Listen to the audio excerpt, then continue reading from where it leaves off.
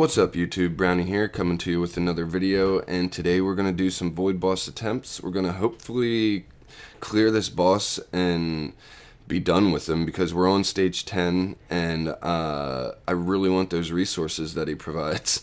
So yeah, I'm going to show you guys my team and everything, and hopefully you guys can get some ideas from it, or some tips, or whatever, that can maybe help you beat the stage you're stuck on. And yeah, let's hop in and take a look quick. So we've got Mockman, obviously, and you're going to want to run something defensive on him. If you have 2 lucky cats, I would suggest doing 2 lucky cats. But if you only have 1 lucky cat, I don't know that it's going to be...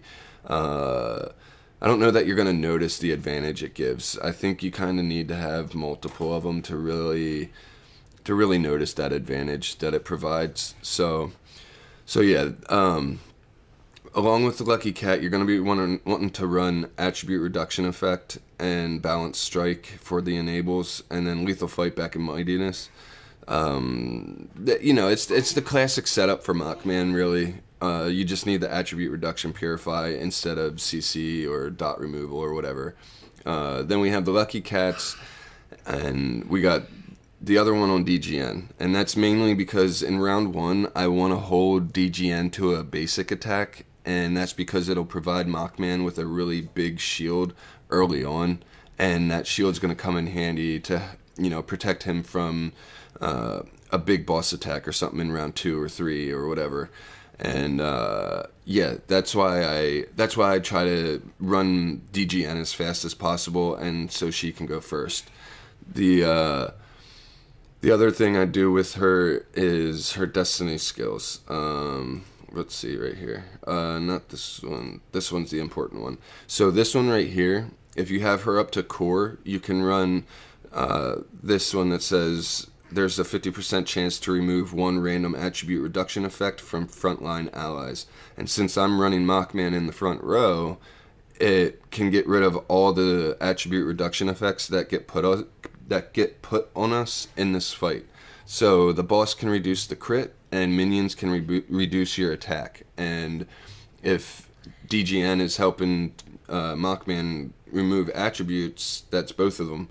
So whichever one she doesn't get, the attribute reduction purify will, and it's very, very solid. The other important part of her transition skill is the actual skill itself. So there's 3 things she can put on the enemy as a debuff, and it's an attack debuff, a speed debuff, or an armor debuff. We always want the attack debuff as often as possible. So the more she puts this out, the better. And before you know it, with the attack debuff from Mockman and the attack debuff from Queen, you're going to be taking -1s, because you're also getting the defense buffs from the Lucky Cats, and that's going to be very helpful for your supports. And the reason that's going to be so helpful is because they're running Demon Bells. So they're going to be pretty weak when it comes to taking attacks. However, if you can get through the first couple rounds, you really start to notice a difference in their defense. Now, Elena, she is another very important hero. Her Destiny skills are very, very important. So she can do 2 of her Destiny skills per round, as long as she takes 2 attacks from the enemies. So yeah, the big things here are when she... Well, okay, this is a little bit different, but she can reduce the all damage dealt by 2 enemies with the highest attack by 15% for 2 rounds. She can't double this one because it takes 6 layers, but the rest of this stuff she can. So she additionally increases all damage dealt by 1 ally with the highest attack by 15% for 2 rounds. So that can be 30% for Mockman. And then she can increase the all allies armor by 35%, so that can be boosted up to 70%. Now, what I was doing before, I was running back row Mockman and then running the holy damage buff she gives to the back line.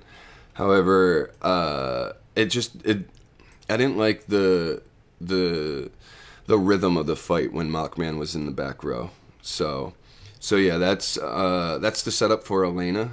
Now the speed order, let me go over that quick before I go over the rest of the heroes. It goes DGN, Queen, Elena, Mockman, Illimac, Freya. That's the speed order. Okay, so Queen is the next important one. Illimac and Freya's destiny skills really don't do anything for this fight, so they don't really matter that much. You just want them to have destiny power because, you know, it makes them stronger. Now, Queen's, the important ones on Queen are, ignore this one down here. I didn't have this for the fight, so yeah. The important one is it additionally increases all allies' energy by 20, so that just helps Mockman get the actives that he needs every round. And additionally reduces all backline enemies' attack by 15% for 2 rounds. So another attack reduction on the boss. That's that can really add up, and especially in the later rounds where it's very, very important that you have debuffs like that on the boss. The other thing I wanted to mention was the stats that I'm running on Mockman, like his imprints and everything. So what I ran were skill damage, crit, and surprisingly crit damage. So I don't have maxed crit quite yet. I have 126, but Guiding Glow from DGN provides me with the rest of the crit damage that I need.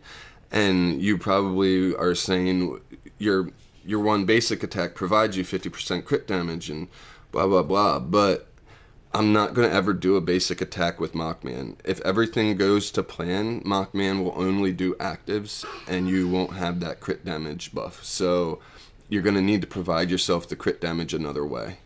And yeah, just wanted to mention that quick. Let's go and check out the fights. Alright, so let's go ahead and do an attempt here. We lost our first attempt, so we didn't have the best RNG is basically what happened. We're still running the DGN core, and we're running the bleed pet with Queen because Queen's faster than Mockman, and if we ran the poison pet, Freya wouldn't be poisoning the boss before Mockman, and that would be bad. So yeah, and plus I like that the bleed pet gives us some more armor break because I don't have max armor break yet.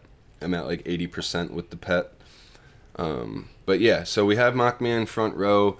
DGN just gave him a huge shield. We got our energy feed, and then we got energy back from Freya and Illimac after our active, so that will help us get to the round 2 active that we need. Also, he's going to be taking a few attacks here and there.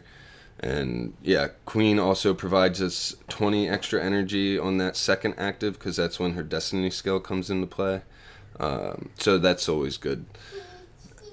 Now, the other thing I wanted to mention, and this is huge, is the dodges that Elena and Freya provide.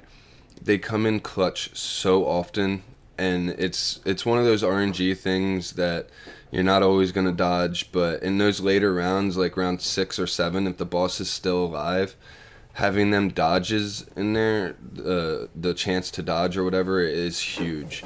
But as you can see, our team's looking healthy now. We have full shields, full health bar. We still got our energy feed working perfectly. We have another pet buff coming out. Hopefully we get a switch from Mockman here soon. Because, okay, there we go. Sweet. All right, this is around 5 actives, so it should be pretty big. As long as he got the pet buffs, it should be a really nice active. Boss has almost a full health bar.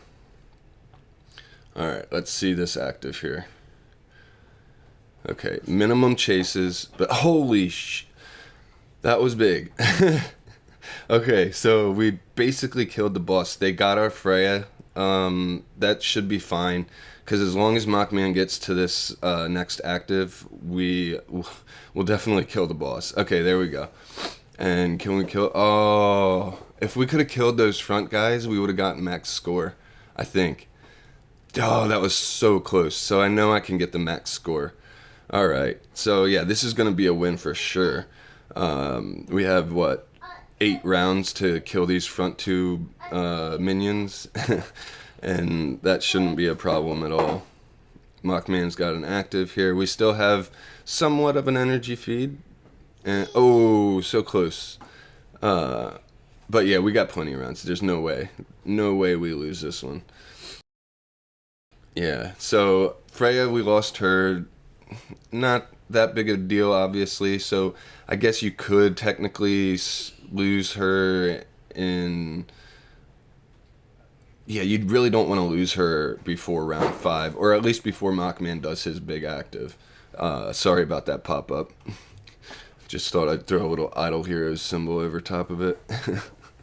But yeah, we're just waiting to get this last little hit here, and there it is. We got it. Difficulty 10 done. So yeah, let's take a screenshot of that, and hopefully you guys got some helpful info out of this. Yeah, please like and subscribe. I'll see you guys in the next one.